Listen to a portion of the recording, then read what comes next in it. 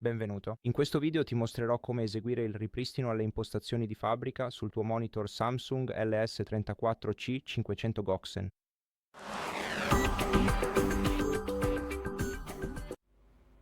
Per prima cosa dobbiamo premere il tasto centrale del D-pad sotto il logo Samsung, poi premere la freccia su per accedere al menu principale.